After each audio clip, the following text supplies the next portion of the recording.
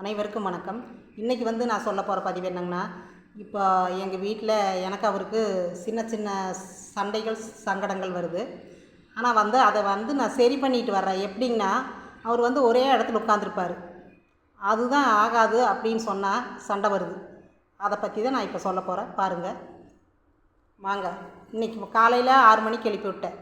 நான் எழுப்பி விடல, நீங்களே எந்திரிச்சிட்டிங்க இல்லையா?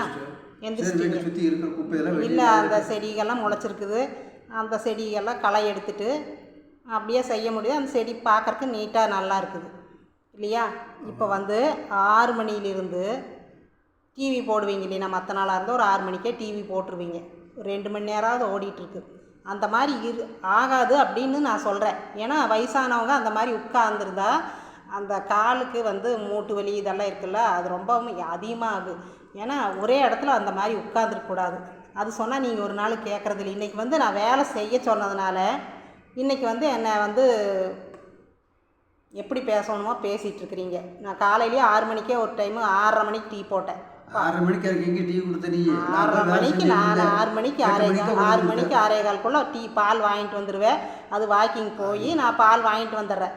அந்த நாய்க்குட்டி 8 மணிக்கு தான் கொடுத்த டீ. 8 மணிக்கு ஒரு 2 பிஸ்கெட்டும் ஒரு 6 மணிக்கு அதுதான் இந்த வேலை செய்ய சொல்ல முடியும்.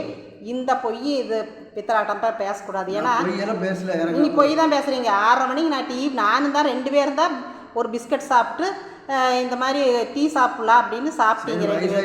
வயசாகி போச்சுன்னு இந்த நாயமெல்லாம் பேசாதீங்க. டிவி பார்க்க வேண்டாம்னு சொன்னதுக்கு இந்த மாதிரி பேசக்கூடாது. இப்போ நான் எப்படி சுத்தமாச்சா இல்லையா? சுத்தம் பண்ணிட்டு கொடுத்தியாச்சு.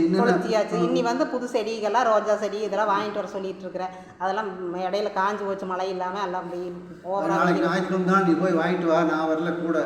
என்ன கூடலாம் வரமாட்டேன். பிடிச்ச செடி வாங்கிட்டு வா. நான் வேணா வச்சு விட்டு. ஏன் நீ கூட வரமாட்டேங்கிறீங்க? அம்மா நீ பெரிய இடத்து சமாச்சாரம், நான் சின்ன இடத்து சமாச்சாரம். பெரிய இடத்துல சின்ன கட்டிங் சேவிங் பண்ணாமல் இருந்தால் நீங்கள் வரமாட்டீங்க. அதுதான் மேட்ரு, வேறு ஒன்றும் கிடையாது. அதுக்கு இது கோவிச்சிட்டு எங்கூட வரக்கூடாது அப்படின்னு சொல்கிறீங்க. இது நியாயமா? சொல்லுங்க பார்க்கலாம். நான் கட்டிங் சேவிங் பண்ணாமையாக இருக்கிறேன், பண்ணிட்டு தான் இருக்கிறேன். பண்ணுறீங்க. இருந்தாலும் இது வேணும்னே இது இந்த வேலை வாங்குற அப்படிங்கிறதுக்காக இது நான் உங்களுக்கு ஒரு நல்லது தான் சொல்கிறேன். வேலை வாங்குறது எனக்காக வேலை வாங்குறது இல்லை. உங்கள் உடம்பு நல்லா இருக்கணும், ஹெல்த்தாக இருக்கணும் அப்படின்னு. ஏன்னா வேலை செய்யாமல் இருந்தீங்கன்னு வைங்க, அந்த மாதிரி உடம்பு நல்லா இருக்காது. வேலை செஞ்சுட்டே இருக்கணும். சின்ன சின்ன வேலையை செஞ்சுட்ருக்கோன்னா அவங்கள ஒன்றும் கஷ்டப்படுத்தலை. 2 மணி நேரம் வேலை, தோட்ட வேலை செய்ய 1 மணி நேரமாக செய்யணும். தோட்ட வேலை செஞ்சுட்டு வரணும் காலையில். அதை ஒரு எக்ஸசைஸ் பண்ணலின்னா அந்த வேலையாக செய்யுங்க அப்படின்னு. இல்லைன்னா டிவி போட்டு உட்காந்துருப்பீங்க. அந்த பக்கத்து வீட்டுக்காரனுக்கு அப்புறம் அது போக நைட் ஆனாலும் இவங்களும் நான் பேசவில்லை. நைட் ஆனால் அந்த சன் டிவியில் ஒரு 7 மணிக்கு போனால் 10-10:30 வரையிலும் பார்த்துட்ருக்குறீங்க. புரிஞ்சுதா? தூக்கம் வர்றப்ப போக முடியும். சும்மா இந்த மாத்திரையே போட சொல்றேன். நீ தூக்க மாத்திரை இதெல்லாம் சாப்பிட்றீங்க. ஒவ்வொரு டைம் இல்லை, ஒவ்வொரு டைம் சாப்பிட்ருக்கிறீங்க தூக்கம் வரலன்ட்டு. அந்த மாதிரி ஆகாது. இப்போ நீங்கள் நல்லா வேலை செஞ்சுட்டு வந்தீங்க வைங்க, டயர்டாக படுத்துவீங்க, எல்லாம் சாப்பிட்றது நல்லா தூங்கலாம். இதுக்காக நான் ஒரு வார்த்தை சொன்னேன். போதுங்களா? சண்டை வேண்டாம், சமாதானமாக போயிடலாம். இது எதுக்கு தேவையில்லை? ஆளை விட மாட்டேன். எப்படி விடுறது? நீங்கள் காலையில் எழுந்திரிச்சு ரெகுலராக ஒரு 6:30 மணிக்கு நிற்கிறீங்க. ஒரு 1.5 மணி நேரமாவது 1 மணி நேரமாவது வேலை செஞ்சிடணும். 8 மணி வரையும் செஞ்சுட்டு வாங்க.